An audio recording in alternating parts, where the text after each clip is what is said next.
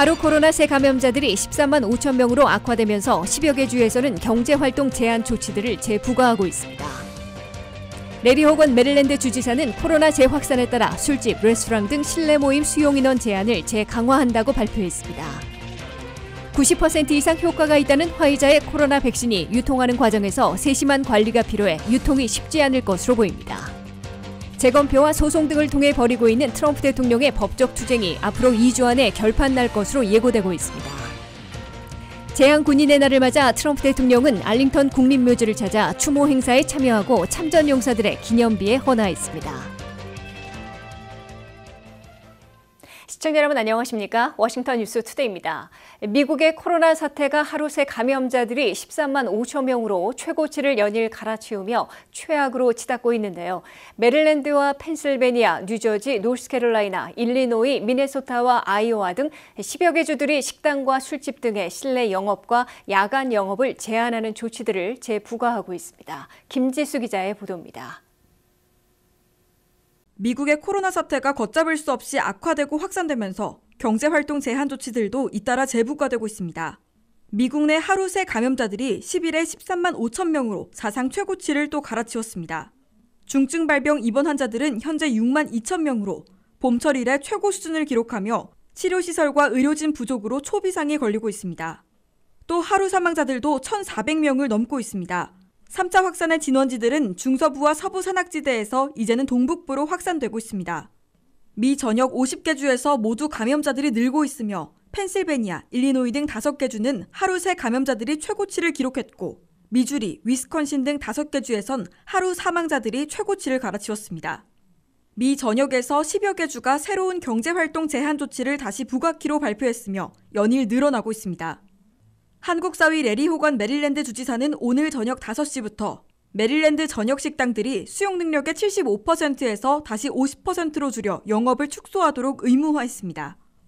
또 실내 모임은 25명 이하로 제한토록 했으며 코로나 감염이 심각해진 35개 주에 대해선 불필요한 여행을 자제해달라고 요청했습니다.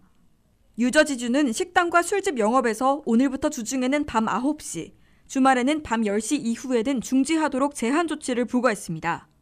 이를 위반하는 업소는 첫 번째 위반 시 이틀, 두 번째는 2주일, 세 번째는 한 달간 영업정지를 시키겠다고 발표했습니다. 펜실베니아와 노스캐롤라이나는 이번 금요일부터 새로운 제한 조치를 부과키로 했는데 노스캐롤라이나의 경우 모임 규모에서 실내는 10명, 실외는 50명 이하로 다시 축소했습니다. 일리노이에서는 오늘부터 식당과 술집 등의 실내 영업에서는 6명 이하로 축소시켰으며 기타 실내 모임의 인원수도 10명 이하로 다시 제한했습니다. 미네소타에서도 금요일부터 식당과 술집들은 밤 10시 이후 영업을 중단하도록 했으며 결혼과 장례, 실내 모임의 인원수를 10명 이하로 다시 제한시켰습니다. 아이오와는 식당과 술집, 모임의 인원수를 한 가족일 경우를 제외하고는 8명 이하로 제한토록 조치했습니다. WKTV 뉴스 김지수입니다. 레리 호건 메릴랜드 주지사는 코로나 바이러스 감염 사례가 악화되고 있다며 술집, 식당 등 실내 모임에 대한 수용 인원 제한을 다시 강화한다고 발표했는데요. 메릴랜드주는 7일 연속으로 코로나 바이러스 감염 사례가 1,000건을 기록했고 양성률이 5%를 넘어서 위험 지역으로 넘어간 것으로 간주하고 보건 전문가들의 권고에 따라 이 같은 새로운 제한 방안을 발표한 것으로 밝혔습니다. 레리 호건 메릴랜드 주지사는 코로나 바이러스 감염 사례가 더 악화되고 있다며 술집, 레스토랑 등 실내 모임에 대한 수용 인원 제한 강화를 발표했습니다. 바와 레스토랑 수용 인원을 75%에서 50%로 줄이도록 한 호건 주지사의 명령은 오늘 오후 5시부터 발동됐습니다. 실내 모임도 25명 이하로 제한하라는 메릴랜드 보건부의 강력한 권고도 발표됐습니다. 위반 시에는 징역형과 벌금형의 위험이 있다고 호건 주지사는 덧붙였습니다. 가족 모임도 제한할 것을 명령했지만 종교 모임은 새로운 제한 대상에서 제외됩니다. 이 같은 결정은 메릴랜드주에서 코로나 바이러스 감염 사례가 급증하면서 내려졌습니다.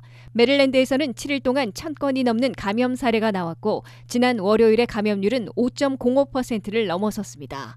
이는 6월 25일 이후 처음인 것으로 나타났습니다.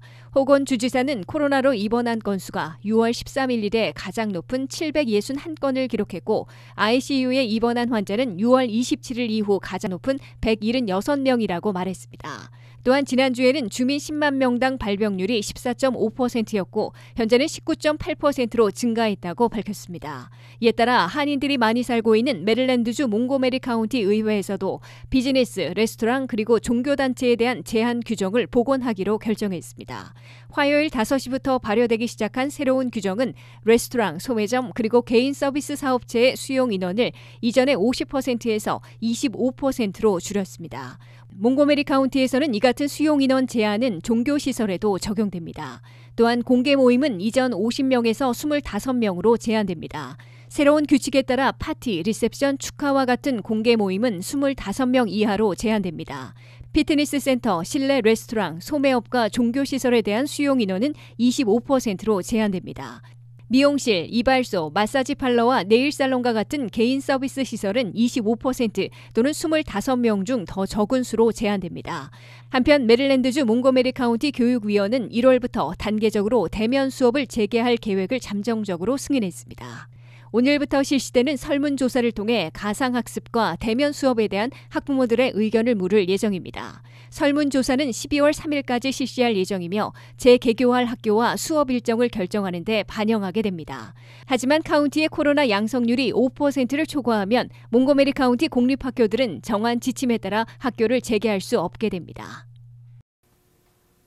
미 제약회사 화이자의 코로나19 백신이 90% 이상 효과가 있다는 발표가 나오면서 세계 각국이 백신 확보에 열을 올리고 있는데요. 그런데 이 백신이 화씨 영하 94도 이하에서 보관되지 않으면 백신으로서의 효과가 없다고 합니다. 전 세계는 백신의 안전한 유통을 위해 콜드체인 구축을 시작했는데요. 이 작업이 만만치 않을 것으로 보입니다. 박남주 기자가 보도합니다. 미국 제약회사 화이자가 독일 바이오엔테크와 공동 개발 중인 코로나 백신 후보 물질이 90% 이상 효과가 있다는 발표가 나오면서 전 세계가 백신을 먼저 확보하려는 경쟁을 시작했습니다. 하지만 이 백신의 운송 과정이 만만치 않을 것으로 예상됩니다. 백신의 특성상 화씨 영하 94도 이하에 달하는 초저온 보관이 필수이기 때문에 포장과 유통 과정에서 세심한 관리가 필요합니다. 냉동 상태로 운송 후 백신을 접종할 때는 녹여서 접종하게 되는데 냉장에서도 운송 가능한 백신은 아직 개발하고 있는 단계입니다. 우선 냉장고에 넣어두면 되는 독감 백신과 달리 코로나 백신은 반드시 화씨 영하 94도에서 보관해야 합니다. 또 코로나 사태가 심각하기 때문에 백신을 짧은 기간에 수많은 사람에게 보급해야 한다는 점, 대부분 백신을 2회 접종해야 한다는 점도 다릅니다. AFP 통신에 따르면 화이자는 수개월에 걸쳐 최대 6억 회분에 달하는 코로나 백신을 배포하고 투여하는 계획을 세우고 있습니다. 글로벌 제약사들은 홍역이나 독감 등 다른 질병 백신을 유통해왔지만 화이자의 코로나 백신 보급은 몇 가지 측면에서 기존 백신 보급과 차이를 보입니다. 화이자는 미시간주 서남부 도시 칼라마주에서 축구장 하나 크기의 땅에 350개의 대형 냉장고를 구비해 수백만 개의 백신을 납품할 준비를 마쳤습니다. 화이자는 이 백신을 컨테이너, 트럭, 항공기 등을 이용해 시계 톱니바퀴가 돌아가는 것처럼 정밀하게 수송 작업을 진행할 계획입니다. 보온 기능이 있는 각 컨테이너에는 5회분 백신이 담긴 유리병 975개가 초저온을 유지할 드라이 아이스와 함께 실립니다. 이를 매일 트럭 6대가 페덱스, UPS, DHL과 같은 항공 운송 업체들로 배송합니다. 페덱스는 드라이 아이스를 대량으로 항공기에 실을 수 있도록 민간 항공 규제 당국의 특별 승인도 받았습니다. 드라이 아이스가 기내에서 기체로 승화하는 사고가 날 경우 승무원들의 안전이 위협받을 수 있기 때문입니다. 화이자의 백신 배달을 위해 하루 평균 전 세계 20개의 항공편이 운영될 것으로 예상되고 있습니다. 화물은 미국 내에는 하루나 이틀, 전 세계에는 사흘이면 목적지에 도착합니다. 백신은 최종적으로 소규모 개인 병원이나 약국으로 유통되기보다는 대규모 접종시설에 보급될 것으로 보입니다. 로스캐롤라이나대 전염병 전문가인 줄리 스완은 미국인들이 백신을 접종하기 위해서는 적어도 초기에는 대형 병원이나 코로나 진료소처럼 주차장에 설치된 대형 시설을 이용해야 할 것이라고 말했습니다. WKTV 뉴스 박남주입니다. 도널드 트럼프 대통령이 선거 결과에 불복하고 재검표와 소송 등을 통해 벌이고 있는 법적 투쟁이 앞으로 2주 안에 결판 날 것으로 예고되고 있는데요. 조지아주는 자동 재검표에 착수해 500만 표를 수개표하는 작업을 20일 안에 마치겠다고 밝혔고, 트럼프 법률팀은 6개 주에서 제소한 선거 부정 재판이 앞으로 2주 안에 결론 날 것으로 내다봤습니다. 보도에 한면택 기자입니다. 도널드 트럼프 대통령이 선거 부정 의혹을 입증해 선거 결과까지 뒤집을 수 있을지, 아니면 조셉 바이든 민주당 대통령 후보의 제46대 대통령 당선이 사실상 확정될지 앞으로 2주, 즉 11월 말까지 판가름 날 것으로 보여 주목되고 있습니다. 트럼프 대통령이 역전당했으나 초박빙의 차이를 보이는 조지아와 위스콘신 등에서 재검표 작업이 시작되고 있습니다. 14,000표 차이로 자동 재검표를 실시하게 된 조지아 주정부는 500만여 표를 일일이 손으로 수개표해 20일까지 재검표를 마칠 것이라고 발표했습니다. 조지아주에서는 트럼프 대통령이 다 이긴 것으로 간주됐다가 마지막 우편 투표 개표에서 뒤집혔으나 표차가 14,000여 표, 0.3포인트 차이밖에 나지 않아 자동 재검표가 이루어지게 됐습니다. 트럼프 측이 재검표를 요청한 위스콘신에서는 각 카운티들이 선거 결과를 확정한 후에나 재검표를 실시하게 돼 18일부터 가능한 상황입니다. 위스콘신에서는 트럼프 대통령이 2만여 표, 0.7포인트 차이로 뒤져 자동 재검표는 아니고 후보 요청과 비용 부담으로 재검표가 실시됩니다. 미국 선거에서 주 전체 대상 재검표는 2000년 이래 31번 실시됐으나 평균 430표만 차이가 나서 선거 결과를 바꾸지는 못해온 것으로 나타났습니다. 그러나 트럼프 측은 이번 선거에서 광범위한 부정선거가 자행된 것으로 의혹이 제기됐기 때문에 재검표 과정에서도 부정 증거들이 튀어나올 수도 있을 것으로 기대하고 있습니다. 트럼프 측이 재검표보다 더 전력 투구하고 있는 법적 투쟁은 펜실베니아, 미시건, 위스콘신, 조지아, 애리조나, 네바다 등 6개 주에서 펼쳐지고 있는데 앞으로 2주 안인 11월 말까지 결론 날 것으로 예고되고 있습니다. 트럼프 법률팀의 제나 일리스 변호사는 우리가 선거 부정 의혹으로 소송을 제기한 6개 주에서의 법적 투쟁에서 앞으로 2주일 안에 결론이 나올 것으로 예상하고 있다고 밝혔습니다. 트럼프 측이 명백한 주 대법원의 연방법 위반, 위헌으로 보고 있는 펜실베니아 사건과 관련해 연방지법 판사는 오는 19일 청문회를 개최키로 해서 주목되고 있습니다. 과연 트럼프 측이 이른바 스모킹건으로 명백한 선거 부정 물증들을 법정에서 내놓을 수 있을지에 따라 연방 대법원까지 끌고 갈 수 있을지, 승자까지 뒤엎는 결과를 가져올지 법적 투쟁의 향방은 물론 2020 대통령 선거의 최종 승부도 판가름나게 될 것으로 보입니다. WKTV 뉴스 한면택입니다. 오늘은 베터런스 데이, 즉 제향군인의 날입니다. 월남전, 한국전 등 전쟁에 참여한 군인들의 정신을 드높이고 기념하는 날인데요. 도널드 트럼프 대통령은 알링턴 국립묘지를 방문해 한국전, 월남전 등 참전 용사들을 기리며 헌화했습니다. 조 바이든 유력 당선인은 필라델피아를 방문해 한국전 참전 기념비를 찾아 헌화했습니다. 자세한 소식 박남주 기자가 전합니다. 11월 11일 오늘 베테랑스 데이를 맞아 도널드 트럼프 대통령이 워싱턴 DC 인근의 엘링턴 국민묘지를 찾아 참배했습니다. 트럼프 대통령이 공식 행사에 모습을 드러낸 것은 지난 주말 대선 패배 보도 이후 나흘 만입니다. 트럼프 대통령은 이날 오전 부인 멜라니아 여사를 비롯해 마이크 펜스 부통령 부부와 함께 엘링턴 국민묘지 무명용사 묘역에서 진행된 추모 행사에 참석했습니다. 검은색 코트를 입은 트럼프 대통령은 간간히 내리는 비를 맞으며 추모 행사를 진행했습니다. 트럼프 대통령은 로버트 윌키 보훈부 장관과 함께 나란히 서서 헌화와 묵념을 했고 침통한 표정으로 10여 분간의 추모 행사를 마친 뒤 아무런 언급도 없이 행사장을 빠져나갔습니다. 조 바이든 미국 대통령 당선인도 오늘 한국전 참전 기념비를 찾아 헌화했습니다. 한국을 혈맹, 친구라며 각별한 마음을 표시해온 바이든 당선인은 미국 참전 용사의 뜻을 기리는 동시에 한국을 비롯한 동맹과의 관계 강화 의지를 드러낸 것으로 해석됩니다. 워싱턴 포스트와 기자단에 따르면 바이든 당선인은 이날 오전 펜실베니아주 필라델피아에 위치한 한국전 참전 기념공원의 기념비를 찾아 15분간 머물렀습니다.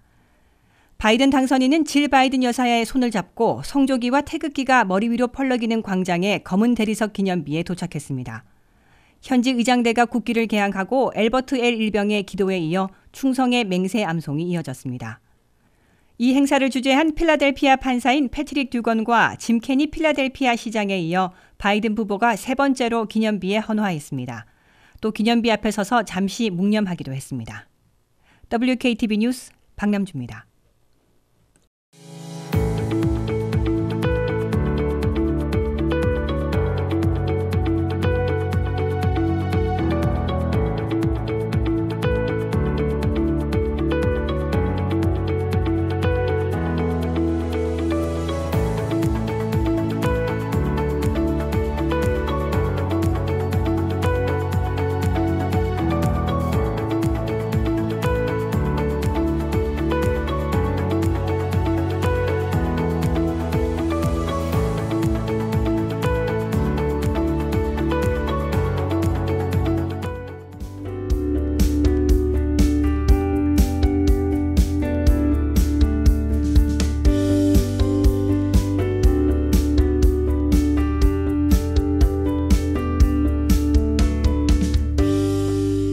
이상으로 워싱턴 뉴스투데이를 마치겠습니다. 시청해주신 여러분 고맙습니다.